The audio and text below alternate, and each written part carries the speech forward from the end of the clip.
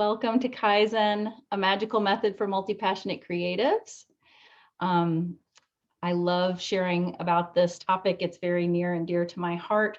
So also, I just wanted to say thank you to Alexa for everything and everybody at Creative Mornings for what they've done, since field trips started, when the pandemic started. It's just such an awesome way to keep us all connected and have good ways to learn new things about our creativity and share with other people and connect with people from all over the world. So it's just been one of the joys of the last 2 years for me, and I'm sure some of y'all as well.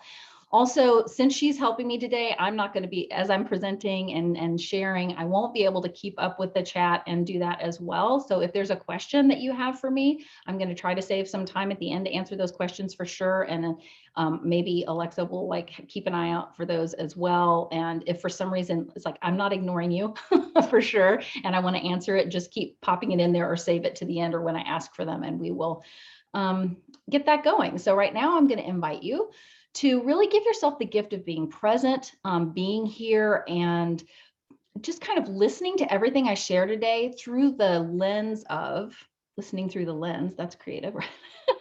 Of how can I apply what Jill is talking about today and Kaizen to my creative journey. It's really easy to listen to something that somebody says and learn some new concepts and that sounds cool. And then you kind of get off the field trip and it's but wait a minute, how am I going to apply that to myself? So I'm inviting you right now to think about okay, how can I apply? And we're even going to have a little time. That's the other thing. If you have something to write with, just grab a pen and a piece of paper. And that way, maybe you can actually, go along with me on some of these and start applying it to your own creative journey right away. So I'm going to start with actually kind of a random question. And that is seemingly random. Do you recycle your empty toilet paper rolls or do you put them in the trash? So I don't know if we have, I didn't ask you if we could do a poll, but we could just put them in, you could put it in the chat, I guess, if you're team recycle or team trash. And there's a method to my madness, and I will, I'm looking just to see if we usually have a pretty big recycling contingent. Yeah, there we go here. But there's a method to my madness, and we'll come back to this later on, and I'll share why I asked that question. So I'm Allison Bryan. I'm a master creativity coach, and I'm the founder of Creative Oasis Coaching. Kind of consider myself to be a personal trainer for your creative spirit. I'm also a singer-songwriter. I'm a maker of For the Fun of It art. I love to travel. I'm a compulsive recycler, so I've already given away which team I'm on. And since 2008, I've helped multi-passionate creatives around the world to move past their blocks, to build their confidence, and to shift their mindset so that they can focus and follow through with their creative dreams. So today you are going to learn what it means to be a multi-passionate creative, whether or not you identify as one, a method that has the power to change the trajectory of your life and business as it has mine and so many others, and that's Kaizen. How to apply Kaizen to your own creative dreams and desires, and how using this method really can lead to more productivity and joy and satisfaction in both your personal and professional creative endeavors.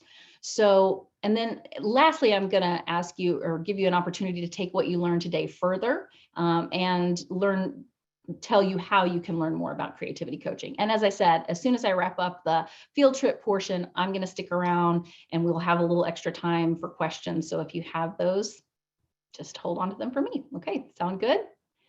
And Jill, I'm adding all of your questions to a Google Doc so that we can have them all ready for when you take questions. Perfect. Thank you so much. Okay, so what is a multi-passionate creative? I think of a multi-passionate creative as a person that has many interests and passions, and whether that's focused in your career or your personal life or for social good, usually somebody who sees possibility everywhere, usually a lifelong learner, someone who enjoys a variety of creative endeavors and experiences. And sometimes because of this multi-passion of loving so many different things, sometimes has trouble or difficulty turning their creative dreams into a reality. So are you a multi-passionate creative? I'm going to guess you have an inkling since you showed up today and you signed up today that you might be. But I'm going to invite you to take this very this fun, very unscientific quiz that I created for you to see if you think that you are and you can answer in the chat if you want to, if you're a yes, or no for any of these questions in this quiz. So question number 1. Do you have anywhere from a half a dozen to 5,697 creative projects, passions, or pursuits going at any one time at all stages of development, from that first initial spark of wouldn't it be cool if to totally completed, ready to pop the celebratory champagne? Let's see, do we have people that have that? Yes, okay. And then question number 2. Do you see potential pretty much in everything all around you all the time? So I brought some examples, like maybe you find cool boxes like this Moo box, and you think, here I am, that, I don't know what exactly I'm going to do with this box, or this little cool container that I got at some point, but I'm not going to get rid of it because I think I can probably do something really cool with it at some point in time, because we're a multi-potential. We're always seeing the potential in something. Question number 3. Do you feel sometimes overwhelmed by the sheer volume of creative ideas that are kind of whirling around in your brain? And question number 4, if so, does this overwhelm lead to paralysis, as in sometimes you don't take any action on your creative projects, or because you're not taking action on your creative projects, you might listen to your brain's well-meaning advice to go take other actions, like reorganize your sock drawer or binge watch Inventing Anna on Netflix or something like that. And question 5, do you sometimes have trouble with focus and follow through because when you hit a bump in the road with one creative project, it just feels easier to jump ship and hop over to another one of your 5,697 ideas rather than to stay the course and figure it out?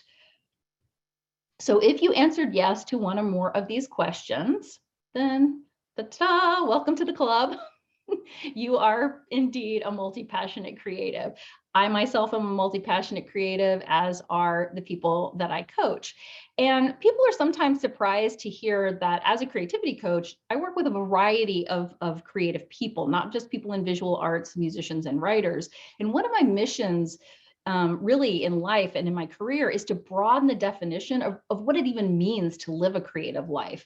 So just to share some examples of like the people that I work with or have worked with, even over the span of just the last few years: designing and selling jewelry, teaching improv workshops, renovating a historic farmhouse, gardening, promoting social justice, growing a photography business, leading diversity and inclusion trainings, meditation coaching, social media coaching, creativity coaching, creating comics, opening an online import shop, starting a podcast, traveling through the United States in an Airstream while writing. How fun does that sound? Recording original music for the fun of it, running nonprofits.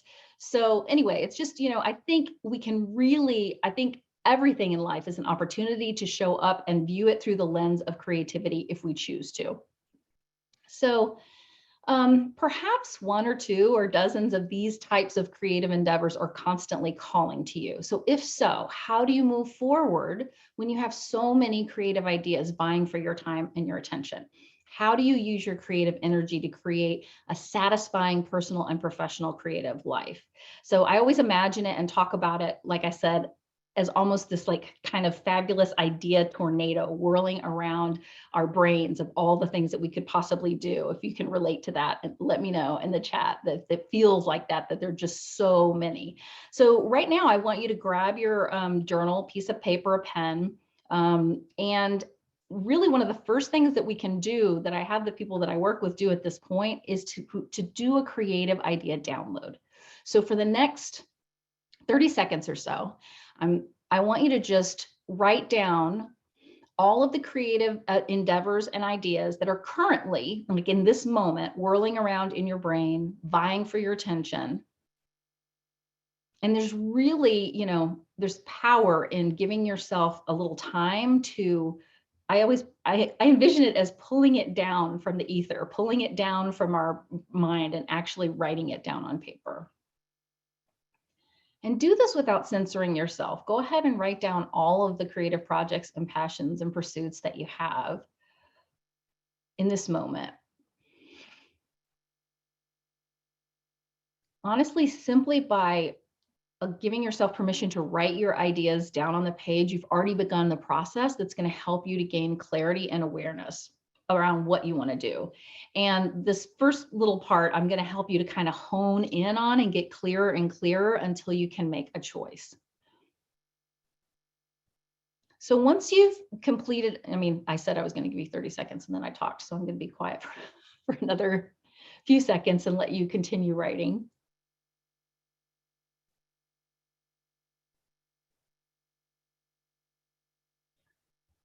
And then I'm going to ask, after you've had a chance to write everything down, to just count how many things that you came up with. Oh, the idea tornado relates to my brain is like O'Hare Airport, constantly landing and taking off. Yes, you are not alone, Kelly. So I invite you to write down the number that you came up with, even just in that short amount of time. And this is, there's not a right or wrong. Really having less or more isn't better. I've actually had people with as few as 3, and I've had people on one of these field trips with as many as 33. And what I want to ask you is, can you see how having 33, which can feel like 5,697 creative ideas calling to you and rolling around in your brain and trying to get your attention, kind of like pick me, can start to wear you down, can start to overwhelm you? Can you see how having all those unchecked thoughts in your brain might lead to procrastination because the thought is, I can't choose, so I just won't start. Or perfectionism. I don't know which one is the very best, so I won't do any of them. Or the inner critic voice of, who do you are to think that you can pull off all of these creative ideas, so you just don't start. So these are the type of unhelpful thoughts that'll hold you back, sometimes for weeks, sometimes for months, and sometimes for even years. And because you're in the eye of that idea storm, it can be really difficult, if not impossible, to see that those thoughts are what are holding you back. So one of the main ways that I support the multi-passionate creatives that I coach is to help them uncover these unintentional thoughts, or these thoughts that they've been thinking so long that they seem like fact to them, and practice releasing them and replacing them with intentional thoughts that are going to help them stay in the flow, take consistent, inspired action to reach creative goals. So many. Yeah, 11, 9, 10 with 5,642 to still jot down, right? That's another reason why I like to give a time constraint, because it can really help us to, that's one way we can start to constrain down. So the next step is to tap into what I call your inner GPS. You're all smart. We all have this inner wisdom.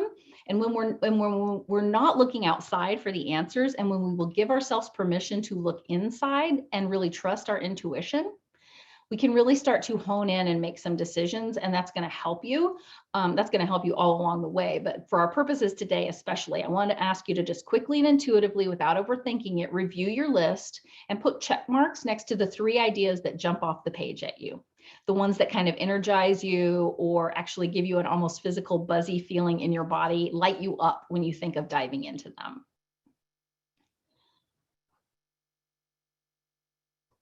Now, after you check your 3, I'm going to invite you to go even one step further with this, and to draw 3 little small boxes and write those 3 choices that you made inside the boxes.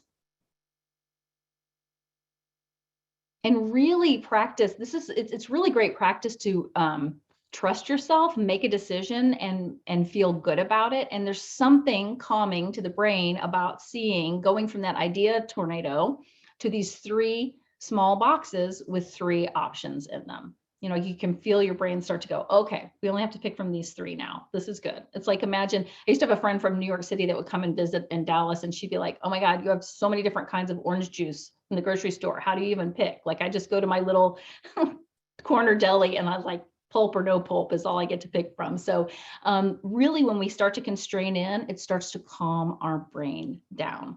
So once you have your 3 choices, I want you to envision that each of your ideas is a marble. Imagine that each of your ideas is a marble.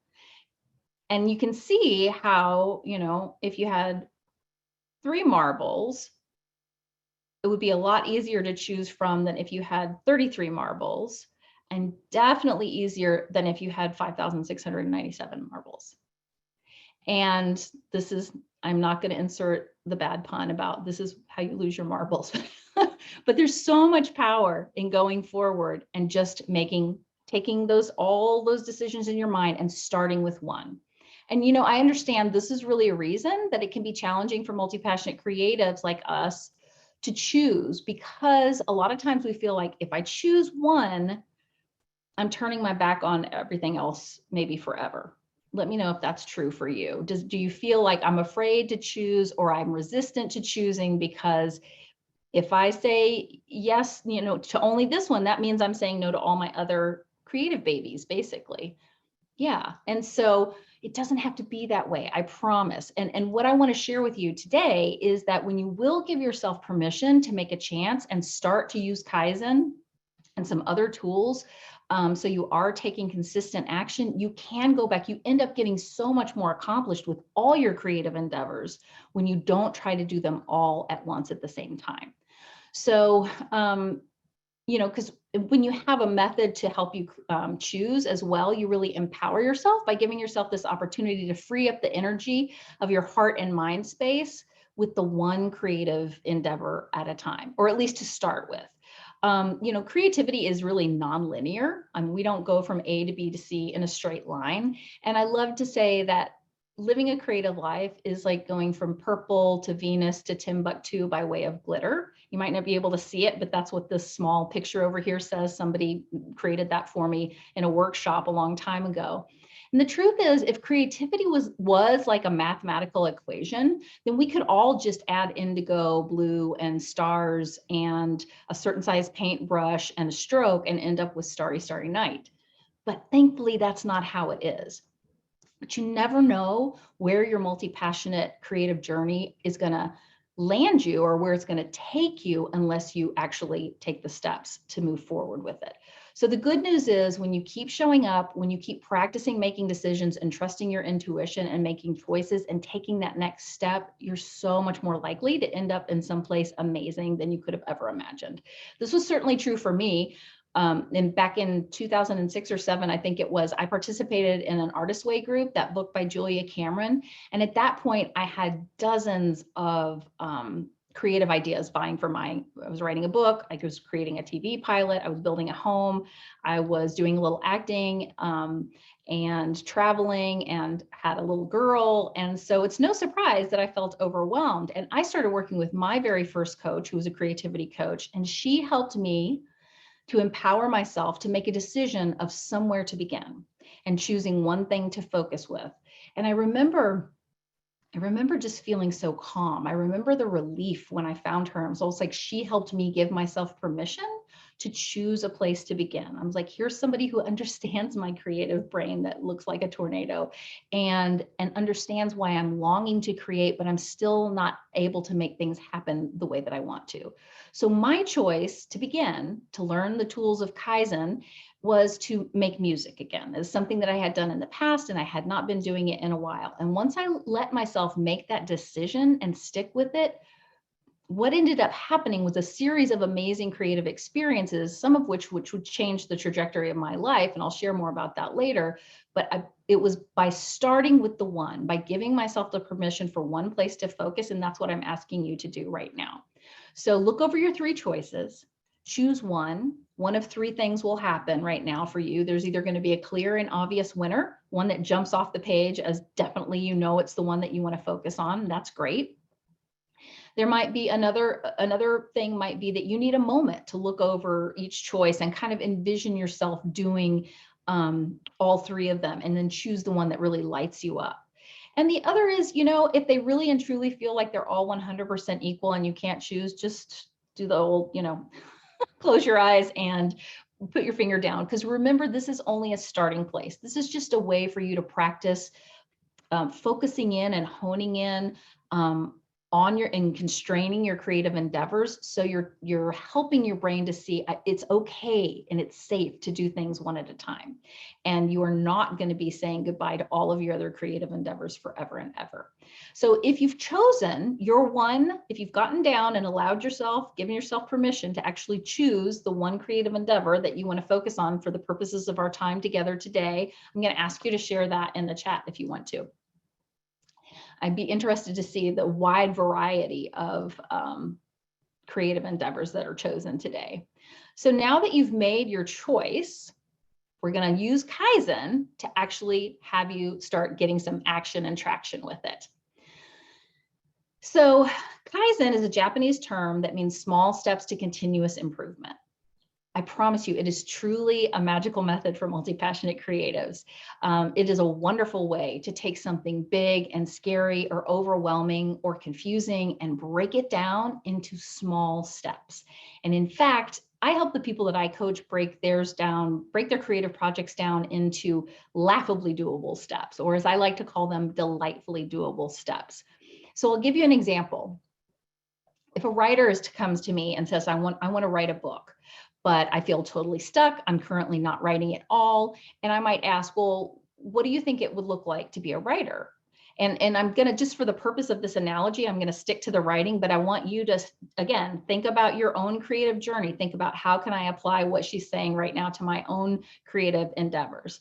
So somebody might say, and I've gotten this before, like, well, I need to write at least an hour every day. So I want you to imagine that if you're not writing at all right now, is it possible that there might be a day that you only write for 20 minutes or a day that you don't write at all? Because what I want to point out is that going from 0 to 60, like you're really trying to take your brain from 0 to 60. It's a little bit like the analogy that I use is also, it's like, imagine if you were a total couch potato, you don't exercise at all, and you're like, Jill, I want to run a marathon next Saturday. Like we all know that's impossible, but we kind of, for some reason, our brain wants to think that for our creative endeavors, we should be able to make that fast of a change. And really what happens when we think that, or when we expect that of ourselves, is that we're setting ourselves up for failure. And here's why.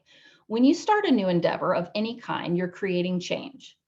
You're changing habits, your activities, possibly even your identity on some level. And change of any kind feels scary to the brain. It provokes anxiety, and our brain pretty much perceives any kind of change as a threat to the comfortable and the known and the AKA safe. So even if we're not experiencing a life or death situation, like running away from a dinosaur trying to eat us or trying to merge onto expressway traffic, at rush hour, our brains act that way. And it feels like if we risk trying something new, we might fail, we might mess it up, we might upset our happy equilibrium. And this is true even when it's a change that we want to make, like I want to write the damn book. And it's so interesting because our brain doesn't really know the difference for that kind of change. So here are some examples, and these might sound familiar to you, of helpful thoughts your brain might offer in order to keep you safe. In other words, not changing, not sitting down and writing for your hour session. How about we reorganize bookshelves in alphabetical order, rewatch all of Battlestar Galactica from 2004, start early on taxes, anything. Like our brain might even try to say an hour, where do you think you're going to get a free hour? You're way too busy. At which point then we get on Instagram and spend an hour scrolling or playing Words with Friends or something like that. So for your, to go back to the writing analogy, if your marker of what it means to be a successful writer means to write for an hour every single day, the problem is, even if you end up writing for 45 minutes 3 times that week, it'll still feel like a failure to you because you didn't hit your goal. That's when your brain can come in and tell you you're doing it wrong, even though you would have actually written 135 more minutes than usual. So this is where the magic of Kaizen comes in. What would you say if I asked you to write for just 5 or 10 minutes 2 or 3 times for the first week? Now, this is usually a laughably doable step. This is, people will go, yeah, Jill, sure, I can do that, but what good is that going to do me? I'm never going to get my book written if I'm only writing 5 or 10 minutes 2 or 3 times a week. Or you can, again, substitute garden planted, business created, tap dance choreographed, whatever it is that you want to do. But that's where we've discovered the delightfully doable step for you to start with. And it's such a fantastic way to begin because it is laughably doable, which means it's at the point where your brain won't default to fight or flight mode and hightail it out for the next cute cat video. So scientifically speaking, really committing to writing or whatever it is that you want your chosen creative endeavor to be for just 5 or 10 minutes, 2 or 3 times, like in this next coming week, it's not stressful enough or overwhelming enough to flip on that switch in your amygdala and trigger your acute stress response, which makes us go do other things that feel better to us. So if an hour every day is your goal and you miss 1 or 2 or 3 days, by day 4, that's when your brain kind of jumps back in, and it's a good chance that your brain has handed your inner critic a megaphone, and those snarky voices are saying the things like, see, you're not a writer. I knew you couldn't do this. You don't have time for this. What were you thinking? And so we jump ship and we open the party-sized bag of cheese doodles and turn on Netflix instead. So Kaizen can help you to bypass these not so helpful thoughts that are just trying to keep you safe. And then really, it's a great way to help you sit down and actually start writing or whatever you want your creative endeavor to be as well. So here's yet another beautiful thing about Kaizen. Even if you only start with 5 or 10 minutes, 2 or 3 times a week, even within those very short amount of time, your mind and your body start to either remember if this is something you've done in the past, or begin to learn if it's something new, why you love this, why you want to do this, why this activity or project brings you fulfillment, why you're always daydreaming about it and craving it. After deciding that music was going to be my focus at first, my delightfully doable step was to sit down at the piano and play around for 5 or 10 minutes, 2 or 3 times that first week. And that's in that small amount of time, that was all it took for me to remember how much I loved playing the piano and singing. And I couldn't believe actually that I had been walking past this piano in my house and not sitting down at it and giving myself the gift of playing it for such a long time. And then working with my coach, I was really easily and organically able to grow my practice and I was sitting there 15 to 30 minutes more often. And I began to play my favorite songs. It made me want to perform again and even start writing again. So in fact, those small, super laughably doable 5-minute sessions took me so much further and set me off on a nonlinear path of creative exploration and discovery and fulfillment than I ever could have imagined in my wildest dreams. And if I had not given myself permission to make that choice and to commit to that super small amount of time at the piano, I know none of this would have happened. I'm going to share with you my nonlinear journey. So in a nutshell, my nonlinear journey was I felt frustrated and overwhelmed and unsatisfied creatively. So I took the Artist Way course. Then I had lots of ideas for the creative projects that I mentioned before, but I didn't know how to focus and follow through with them or prioritize them. Started working with a creativity coach, chose music, gave myself permission to focus on music just to start. Then I committed to sitting down and playing around on the piano for 5 or 10 minutes, 2 or 3 times a week. In that time, I fell back in love with playing and singing again. So it inspired me to create an act called Cover Girl, singing some of my favorite female singer-songwriters, started performing around town, started writing songs again. Then, because I was having so much traction and so much success with the methods that I was learning, I trained and earned my coaching certification. And I began my Creative Oasis coaching business and began coaching and teaching and speaking while I wrote and recorded and co-produced my solo CD, Dancing in Limbo. And then by the time my CD was ready to be released, I was a certified creativity coach, and I decided I want to do something creative with this. I don't want to just go to a smoky bar and try to hawk some CDs. So I ended up creating an event for which I enlisted sponsors. I invited 13 female artists to create and donate art inspired by the 13 songs on my CD. I created a website complete with videos of the artists. And I ultimately hosted an event called Infinite Possibilities, a night of music, art, and women helping women. We had a silent art auction, a raffle, my live performance of all the songs on the CD, and we raised more than $10,000 for Women International.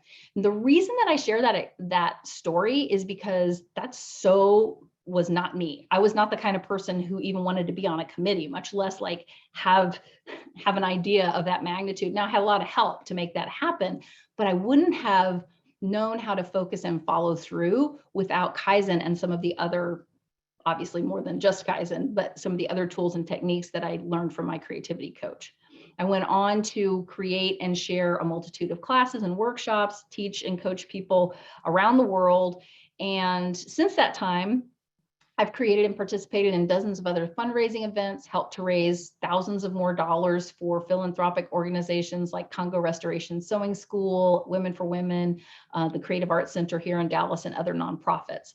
And since my divorce 5 years ago, I've grown what was a part-time creativity coaching business into a thriving, soul-satisfying, mortgage-paying, thankfully, full-time career that I love.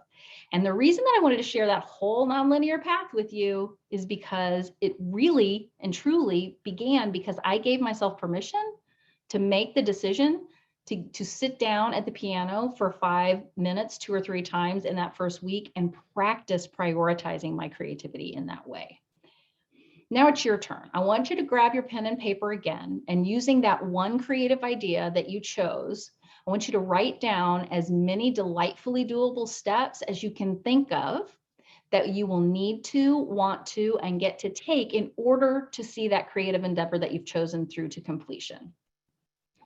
And helpful hint, you don't need to list these small steps in linear order. You don't have, take that pressure off yourself. You don't have to know what comes first, second, or third.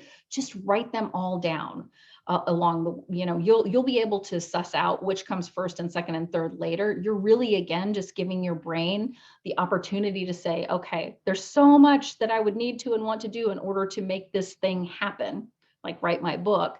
And so this gives you permission and a way to get it out of your brain and onto paper and start to practice seeing that there's so many steps along the way. And we don't, not only can we not do it all at once, we don't have to do it all at once. We can take that pressure off of ourselves so we can actually start enjoying the process.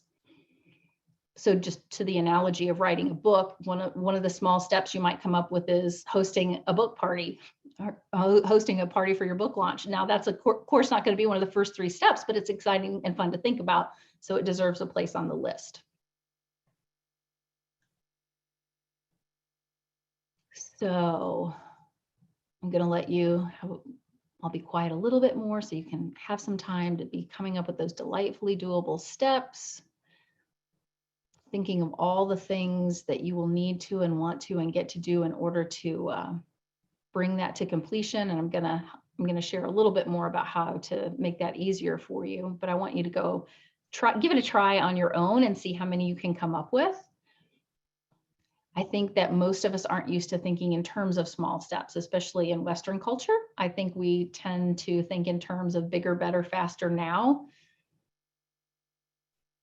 And I feel, truly, since I've started using Kaizen in my own life and with the people that I coach, it's become second nature to me to actually think about things like squeezing out more steps and realizing, oh no, that's way more than one step.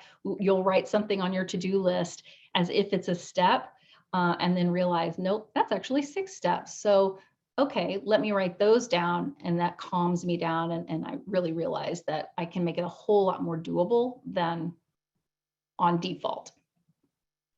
So some other ways that you can use Kaizen to help you lower the pressure, in addition to creating the small steps, one is time, using a timer. So you can always break down anything that you want to do by time, setting a timer for 5, 10, 15 minutes and giving yourself permission to just focus and create for that amount of time. So going back to the example of writing a book. If one of your small steps for writing your book is do research, I'm going to research. That's so open-ended, right? So getting more specific, research environments, research setting places, that's still pretty broad. So you might narrow it down even more. Depending on your book, you might say, I'm going to be researching famous Irish pubs. And even though this seems pretty specific, since we live in the age of the internet, you could be researching famous Irish pubs for days and hours and weeks if you wanted to. So if we don't tell our brains exactly how long we're planning on doing something, it's going to freak out and fill it in for us and say, well, that sounds like that's going to take 100 hours or so. So let's just not do that. Let's do the Netflix thing instead. So we preemptively tell ourselves, I'm going to research famous Irish pubs for 15 minutes. Your brain goes, okay, 15 minutes at the computer, Irish pubs, we can do that. So that's one way to use Kaizen. Also spatially. So let's say one of the creative endeavor that you chose was to organize my studio space. again, this is really broad. It's so much more than a step. So you can choose an area within your space, the upper left side of my desk, the first teetering pile of papers to the right, or the box that's currently blocking entry to my closet. Just choosing a very nameable small space and start with that. Your brain is going to love you if you combine the two, of picking a space and doing it for a certain amount of time. So another thing that we can do with Kaizen is just to jumpstart. I think it's a lot like, that's how it was with me when I sat down for 5 or 10 minutes. I did end up going longer when I had the time later, but because I had kind of told my brain I'm only going to do it for 5 or 10 minutes at first, I was at least able to have that time and space to fall back in love with it. And then when I did have more time for it, I could do so. It's kind of akin to, like, I don't know if this ever happens for you, but like exercise, like on days when I'm like not feeling it and I don't want to put on my running shoes or I don't want to run, I'll tell myself I'm just going to put on my shoes, I'm going to walk around the block, and that'll be enough. And then by the time I have my shoes on and I'm outside and I'm moving my body and it feels good, 90% of the time I'm going to keep going and finish my run or my walk. And it can be the same way with our creative endeavors. If we'll just give ourselves the option to spend that little amount of time at first, then we want to keep going a lot of the time. So I want to ask you now to go back to, remember when I asked you to weigh in on whether or not your team recycle or trash when it comes to empty toilet paper rolls? So this is why. This is why I asked this.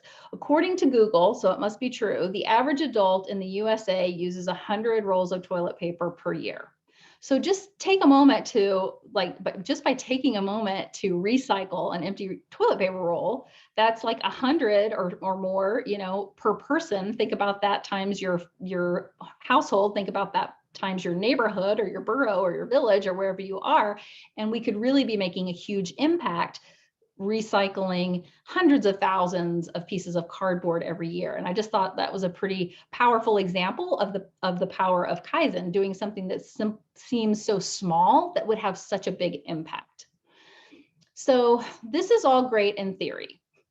And if it stays in theory in your mind, this is why at the beginning I wanted to talk to you about, or I invited you to really think about this in terms of your own creative journey. I've shared with you, I'm living proof that Kaizen is an extremely powerful tool to use to get out of your own way and start moving past blocks that are holding you back, and then to organically build momentum on your own nonlinear creative path. But if you don't give yourself permission to actually take it from theory to reality, and if you don't practice putting Kaizen into action in your own creative life and prioritizing your creative dreams to show up for them consistently, you're going to miss out on things you don't even realize are possible for you now, and all that creative magic that's actually really available to you. So I'm going to invite you right here and now to just choose one or two of the most delightfully doable steps that you came up with, and either write them down, if you're old school like me, on your paper calendar, or put them in your phone calendar, or write a reminder for them, and actually schedule times that you're going to take these delightfully doable steps in the coming week. And give yourself permission to show up and do that. And I'd love to, you shared earlier what your bigger creative project was. And I'd love to know what your small steps are, if you're willing to share one of your small steps in the chat.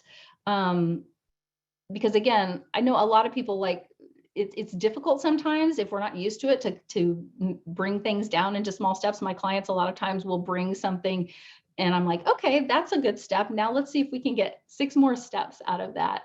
Yeah, choose a name and create a Pinterest board. See, that's 2 steps really. But choosing a name is great. And you can see how you could spend 15 minutes tidying up your desk space. Yeah, so you can even divide up your desk space depending on how big your desk is. You could do the drawers, or you could do the right side and then the left side. Buy a pen. For me, I would even need to choose which kind of pen I wanted to buy first. So that might end up being more than 1 step. Yeah, drag clips to folder, read a book. And so if it's reading a book, right? So reading 2 pages, of the book, reading 1 page of the book, really asking ourselves, how can we be so gentle with ourselves and make this so doable that we're so much more likely to succeed. And then when we do succeed, we're so much more likely to show up for that because it feels so much better. So circling back to the book writing analogy, you might say something like, I hereby give myself permission to write character sketches about people hanging out in an Irish pub for 10 minutes, 2 or 3 times the next coming week.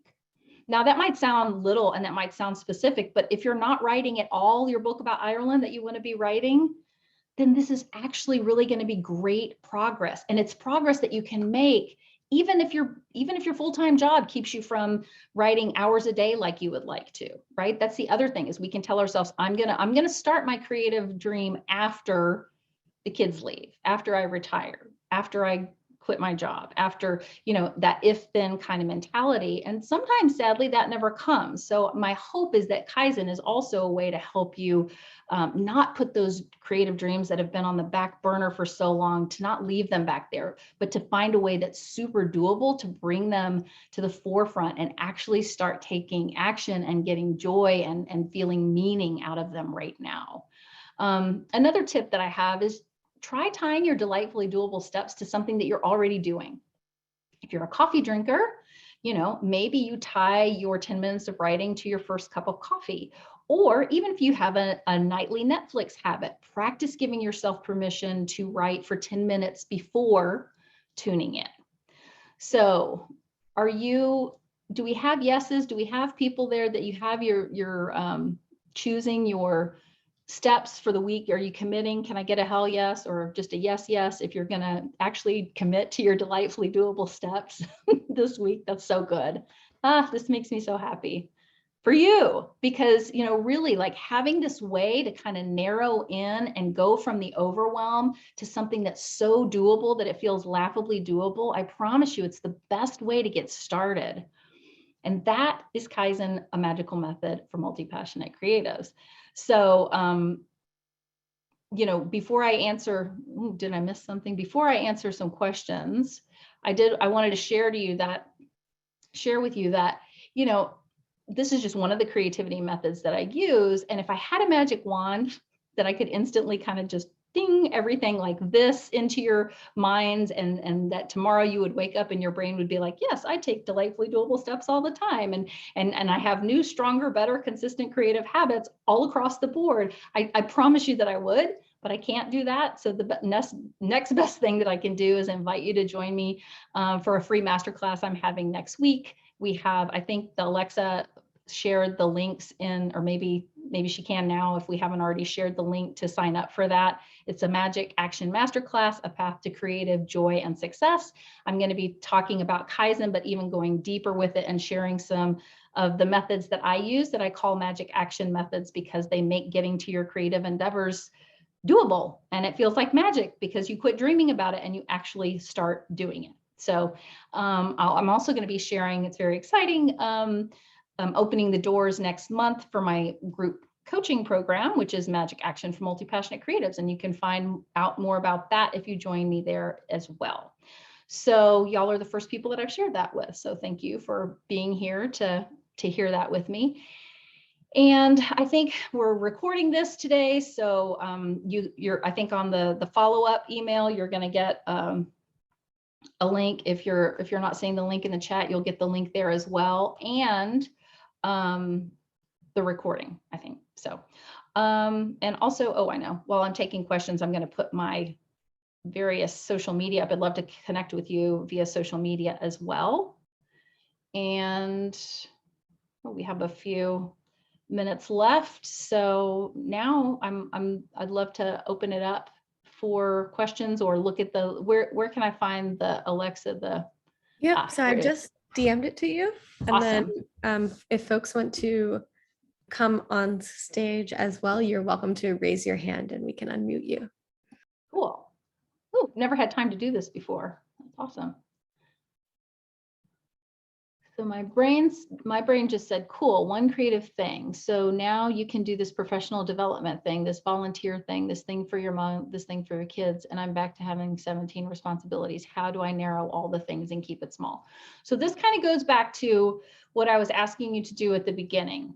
And it's to trust that if you give yourself permission to choose one of those things to start, to choose the volunteer thing or to choose the professional development thing, give yourself permission to choose that and take small steps and practice trusting yourself that you will actually do the thing, then you can grow from there. But it's like when we try to do it all, we go shallow. And when we give ourselves permission to do the one thing, not only do we get to go deeper with that one thing, but we can also really see how much time and energy and mental bandwidth is being wasted because we're trying to do it all. There's an efficiency actually to showing up and taking these small steps and realizing we can actually accomplish things more quickly than we. So it's really practicing making decisions and giving yourself permission to start with one thing at a time. How to know where is the final goal for my creative endeavor? I mean, how do I know what's the goal we're trying to achieve so I know all the steps to get there? Okay, well, that's of course going to be really dependent on what your goal is. But I do like to talk about goals, like within my coaching program, I talk about goals within a spectrum of certain, possible, and audacious, because I think we can often we think about our goals as we did it or we didn't do it, or we succeeded, we're succeeding or we're failing, versus really realizing that it's more organic than that. And there's a whole breadth of learning, like what we're doing. And the really fun thing is to see when we show up often enough for our creativity and we start trusting ourselves and we start using these tools that our audacious goals become possible and then they become certain. And that happens again and again when we give ourselves permission to show up for them. Does it work to have a few Kaizen projects going at once? So the answer is yes, but again, if you're not using it yet at all, I invite you to challenge yourself to start with the one thing, because I mean, clearly right now, like I have a full-time career as a creativity coach. I have my own personal creative projects. I love going out in the world and doing creative things and supporting other creative artists and musicians. And so I'm always doing more than one thing at a time. But I had to learn how to do that first. I had to give myself permission. And I'm not saying that's going to take it won't take forever, but even with the people that I'm coaching one-on-one, I really suggest strongly that we start with one area of whether it's a personal or professional creative endeavor, so that they can start to learn some of these tools and techniques and practice showing up for them on a consistent basis, and then applying it to more and more projects. And it's really cool because I mean, the cool ripple effect of this with the people that I work with is they'll start on their creative project and then they're like, well, I call it magic actioning, but they'll be like, oh yeah, I had this big overwhelming thing at my kid's school, but then I magic actioned it and it was, no big deal, because they have these tools and techniques that they know, or I use delightfully doable steps and I was able to do it no problem. A lot of the quiz questions we answered sounded like an assessment I recently took for adult ADHD. How often do multi-talented creatives have serious issues with focus and overwhelm that impact their lives outside of? Oh yeah. I mean, I do work with some people who have ADHD, and they're grateful for these methods because it's helped them in ways that other professionals that they've talked with haven't. And it's like, it might seem sometimes the very best, most powerful and effective methods are so simple that it might seem like, really, that's it? Like just breaking it down into small steps, that's all you got? But when we're always trying to do bigger, better, faster, and take enormous steps instead of breaking it down, it's amazing how powerful it is to give ourselves permission to start breaking things down. and not trying to do more than one thing at a time, and not trying to do 15 projects at one time and give them all the same amount of time, energy, and resources. That's just a recipe for frustration. And that's where we jump ship. That's when we give up. So would you rather start with one creative endeavor that you actually get to feel joy and meaning and satisfaction because you're completing it, or continue trying to do 12 at the same time and kind of feeling awful about not completing any of those? Yeah, the quiz questions will be like, I think that'll come in the follow-up recording as well. Things I should prioritize in my life in a way unrelated to the project: finish taxes, do the assessment for Wednesday's textile class. Should I start finishing my taxes as my first step? That's a himi-shimi. That's my made up word for serendipity. When I first started working with my creativity coach, and there's a reason for I'm telling you this, I really wanted to work on creative things. That's why I hired her. She was a creativity coach. I wanted to work on creative things. But what was in my brain and what was taking up a fair amount of my bandwidth and brain space and energy was the fact that my taxes needed to be done. So she's like, yeah, let's use Kaizen and let's use some of these other creative techniques to knock the taxes out and open up all of that time and energy and bandwidth. And then we started applying it to music. So, I mean, that was within the first week or two that we worked together. But I will offer that, yes, sometimes if there's something, whatever it might be, a bigger project that's like taking your energy and your brain space to think about, and it's like a finite project that once you finish it, you get that time and energy back, then sometimes I would suggest starting with that as well. Could finding what I like be considered as a project? Yes. So actually, I think I understand the question. Is like, if you're unsure. So sometimes people come to me, and again, because they're multi-passionate, they might have a lot of ideas, but they've only kind of just thought about them. So we'll spend an amount of time, it's different for everybody, but an exploration phase, in following your curiosity phase. And yeah, giving that priority. So that could be your creative project. It's like, what do I want to do? Like giving yourself the time and space to investigate, to explore, and to follow your curiosity, and then make decisions after that. Is it counterproductive to keep going beyond 5 or 10 minutes? I would say this. I would say if this is super foreign to you, and the idea of actually taking super small steps, you're like, what? I don't know about that. I would give yourself permission to practice it. Like, even if it's within a day, to say, okay, maybe you can do 2 or 3 sessions of 5 or 10 minutes. But one of the things that this does is you're practicing. I've talked about this in different ways during this trip today, is like, you really want to trust yourself. And so you want to start learning how to trust yourself when you're making decisions, and basically keeping your promises to yourself, right? So if you tell yourself, I'm going to sit down and work on this for 5 or 10 minutes, and then you keep going for an hour and a half and you feel burnt out and resentful at the end of it, your brain is not going to buy it when you say, no, but really, we're only going to do it for 5 or 10 minutes. So there's eventually, if you're using it for a jump start and you're very purposeful and intentional about it, sure. But I think if you're very new to the concept and using Kaizen for the first time, I would really practice doing multiple small sessions like that. So your brain starts to really believe, oh, you know what? When he says 5 or 10 minutes, he means 5 or 10 minutes. Love the presentation format with your photo on the screen. I can't believe I'm getting asked a technical question, because I'm like the least technical person you're going to find, but it's just a beta thing on Zoom. So I just created that slide deck in Keynote.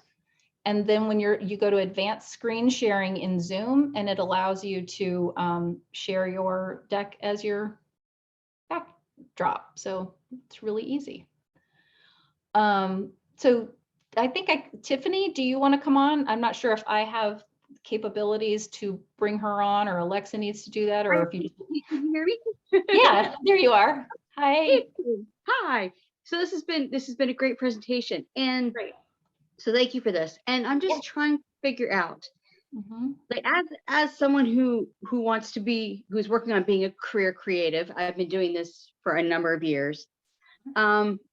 You I get the idea of having one thing to focus on, but I also know that some things take longer to produce than another, right? So from a career perspective, something like writing a children's song, which I've done a lot of, that can be done and out there in a week. But a musical takes years to actually see the light of day and to be able to monetize that and make a career out of that. So do you suggest that, like, you just, like, if I'm going to do the musical and focus on that, that I just get a different job and then keep that as the side thing until it's done? Or oh, well, that's a whole, that's a big, I mean, that's a huge coaching session. Like that's a, I mean, that's like, yeah, there's a lot to that to unpack. So it would be irresponsible of me to give you a, like, yeah, do this, not that kind of thing. But the thing that I will say about something as big as a musical, kind of like the Infinite Possibilities event that I did with the website and all that, is that, just acknowledging and honoring the fact that, yes, there are a lot of small steps along the way, and that, yeah, maybe you do need, maybe there's something else that you need to, I mean, whether or not it's going to pay for your existence, that would be a whole nother kind of conversation, and lots of questions. Can that other thing be creative? Like, say again, I'm sorry. Can that other thing be creative? Oh yeah, for sure. Like, yeah, I mean, I think I consider creativity coaching to be creative. And so when I was doing music, I was doing this as well. I mean, I'm a multi-passionate creative, so I don't want anybody to walk away from this thinking, or anybody on the replay to think she's saying I can only have one creative outlet or joy or passion at a time. I'm not saying that. It would be impossible for us. So I'm not suggesting that at all, but really for the purposes of, a 60-minute workshop, I just wanted to the best of my ability, show you that this tool, when used, consistently, really can start to open up and have you show up so much more consistently than you would otherwise. And even something as big and audacious and wonderful as writing a musical, right? There's just realizing, like, yeah, there's a lot of moving parts. I'm not going to do this all at once, and that's okay. And I can, even if I'm only taking this little bit of time to touch it a few times a week, I'm still moving forward, rather than what we often do, which is say, I'm going to wait until I've got a full weekend. I'm going to, once in a blue moon, I'm going to spend 10 hours on it. And then you do that, and that feels great, but then you don't touch it again for 3 months. Yeah.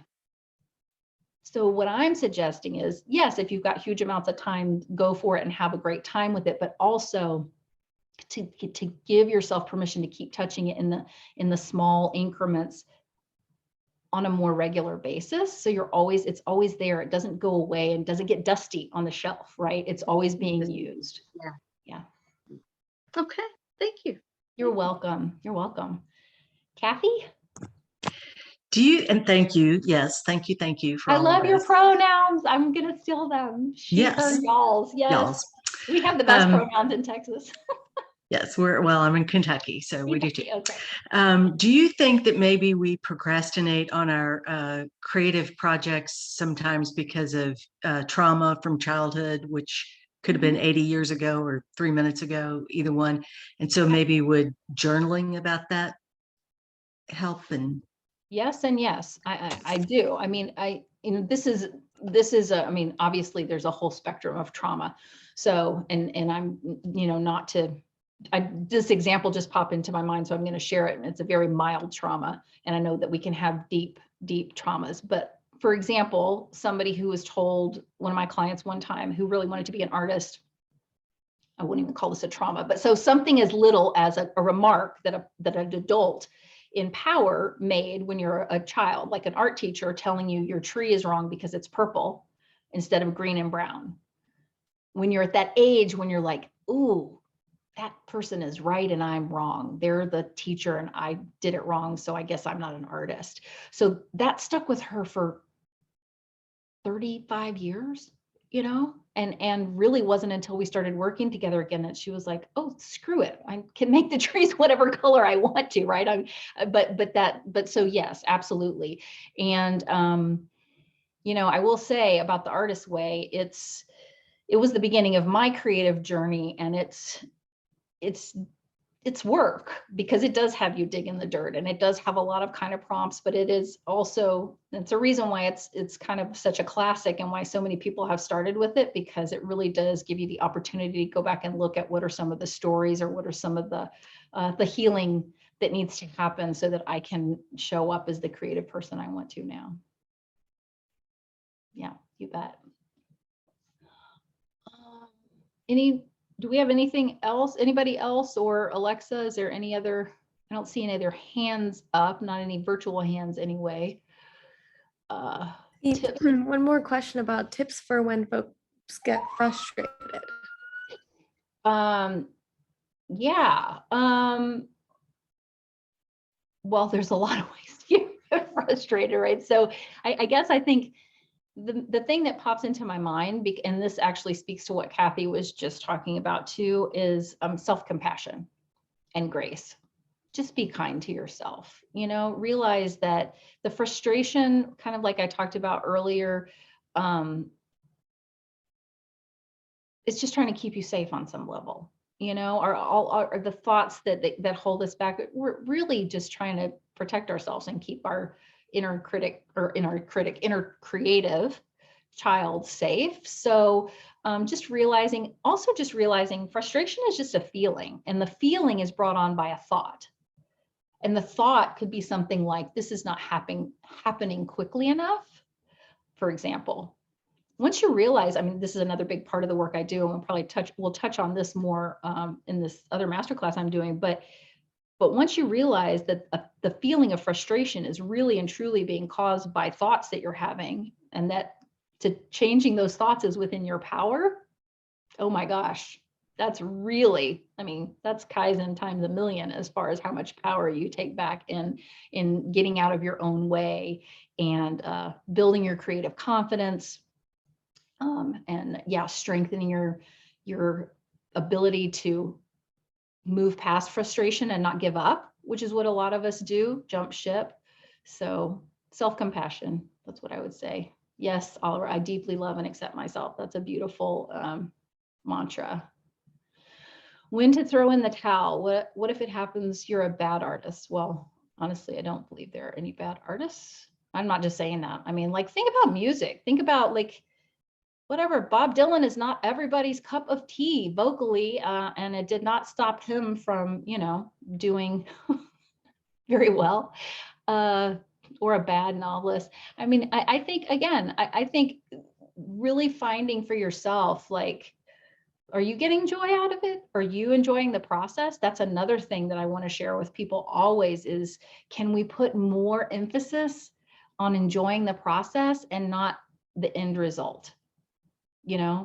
Again, like I talked about this in other ways, like COVID taught us in a blanket across the world, across the globe, that tomorrow is uncertain. It's not promised. We never know what's going to happen. Nobody gets up in the morning and says, I'm going to walk out the door and get hit by a bus. But tomorrow isn't promised. So we can't, when we get trapped in that, I'm going to wait until before I do this. And that can even be I'm going to wait to celebrate until I do X, Y, or Z. That's a huge part of the coaching that I do. We celebrate and acknowledge every week, because we want to practice celebrating the small steps. Again, what you tell your brain and how you show up with love and compassion and success and acknowledgement and celebration of the steps that you're taking is going to get you so much further than trying to beat yourself up to the point to whatever result that you want to get to, which is just painful and not fun and usually doesn't work. But even if it does work, then you have to continue beating yourself up to stay there. That is not fun. How do you narrow down or filter your resources related to creative projects, especially when we have Google, right? There are millions of books, articles, videos, tweets, courses, conferences. Can't absorb all the knowledge. That is true. I have a problem stopping myself from reading a student. Yeah. So you're not alone. Itzel. I don't know if I'm pronouncing that correctly, but you are definitely not alone. That's another way that we multi-passionate creatives can kind of keep ourselves, it's soothing. It's like, well, if I'm unsure what to do, if I don't trust my own decisions, if I don't know which small steps to take, I'm going to consume. I'm going to keep educating myself. And then, yeah, we can get into a loop where all we're doing is educating, taking courses, listening to podcasts, reading books, and never doing the thing ourselves. So that's something, I mean, again, there's a lot to unpack there, but basically you're aware. So that's great. You've got awareness is the first step. And then really giving yourself the opportunity or the option, kind of like we were talking about, like, am I going to sit right down and watch Netflix at night, or am I going to do 10 minutes of my creative endeavor first? Could be this, you could practice that same thing with some of these many ways of consuming. But that's definitely something that I would, like, if I was working with somebody one-on-one, we would really just take a look at that and unpack it and come up with a plan to reverse it so that you're actually creating more than you're consuming. Jill, what's a good gauge of when to increase the scope of our small doable steps? Like when to go from 10 minutes without? That's a good question. I mean, again, you're all so different, right? We're all so unique. And so there's not well, this is actually, I'm glad you asked that question, because it brings me to a point that I say a lot to people that I work with. And that is, often we want to think like there's a right or wrong answer. We want to think there's a book on the shelf, and if I pull it out, it'll have Jill, Allison, Bryan, 2022, what's she supposed to do next? And there's not. So a big part of this work is, I'm going to go back to it, trusting ourselves. What is it that I want to do? And so really, I guess in this case, it would be checking in with yourself and feeling like, it's a no-brainer. It's easy for me to get to my 10 minutes three or four times a week. And I really want to start bumping it up to 20, 30 minutes. And I'm really not suggesting too, that this is something that you have to do for the rest of your life, but no, I will say it's a tool that you'll have for the rest of your life, but that, yes, you can definitely grow in a certain area, to where I use a 53-minute, 17-minute productivity method for myself. If I'm going to focus on like writing or creating or something, 53 minutes is the amount of time that my brain will hang with me before it really gets uncomfortable and wants to get on the internet or hop up and do something else, play with the dog, anything. So I set a timer for 53 minutes. And I pledge to myself that in that 53 minutes, I'm going to do this one thing. In fact, I have in my group, we have a magic action date where that's what we do. We come together, we say what our intention is. And for the next 53 minutes, we're all holding space for each other, that we get to do one thing. And it's almost like you can hear our brains collectively go, oh, I don't have to multitask. I get to do just this one thing right now. How lovely. And then after the timer goes off for 53 minutes, if I'm alone, then I get to do something fun. I play piano or go outside and pet the dog or something. So it's that time constraint of just kind of, again, letting your brain know ahead of time, so it calms down and says, okay, I'm going to give you my full focused attention for this next, whatever it is, 15 minutes, 30 minutes, 53 minutes. Let's see. Anybody else? I think we're coming up on, you're welcome. Thank you so much, everybody. Smartphone on vacation. Thank you. Jill, just a note, it seems like folks are having a little bit of trouble applying or getting into the masterclass. I think the link works, but then there's something, it seems like it might be closed registration. Okay, well, probably what happened is I think there's only 100 seats that I had open. And so maybe they all got snatched up. And so I will go see if I can expand that room so more people can come in. And I don't know if we can, I don't know when the follow-up is going to go out, but maybe we can wait for a minute to send that out, or I don't know how long that's going to take you, Alexis, to see if I can get that room bigger. Is that a possibility? It is automatically goes out 24 hours. Yeah. Okay, well, hopefully if people really want to come in, they'll keep trying. Yes, and we can, if you want to send a note to me to add to that email, we can update that and let folks know that it might. Okay, Not be ready. perfect. Thank you, thank you. Thank you so much, everybody, for such good masterclass is similar, but like I said, we're going to be talking about other things as well, other techniques within this realm. So thank you all so much. Thanks for, I just haven't had the opportunity before to do this where we had enough time to see people's faces and really talk to people. And I love that part so much. So thank you for staying till the end and listening and participating. And again, we could connect on social media and check out my website. And I'll leave you with my philosophy, which is this, and I believe it with all my heart. When you say yes to taking your creative dreams out of your head and into the world, and you give yourself permission to do that, you will be a happier, healthier, more fulfilled person, and the world will be a better place. No question. So thank you so much, Alexa. Thanks, everybody. Have a Thank great you, night, Jill. morning, day. Reminder, reminder to Thank friends you. to save the chat at the triple dots in the bottom right-hand corner. And also now is your moment to give some words of thanks or say bye. Thank you, Jill. Bye. Thank you. Thank you. Thank you. Bye. Thank you. Thank you. Thank you. Very much. Oh, a singer. Thank you. Bye. All right, Bye, everyone. Thank you so much. We're closing up. Thank you, Jill. Closing up in 3, 2, Thank 1. you.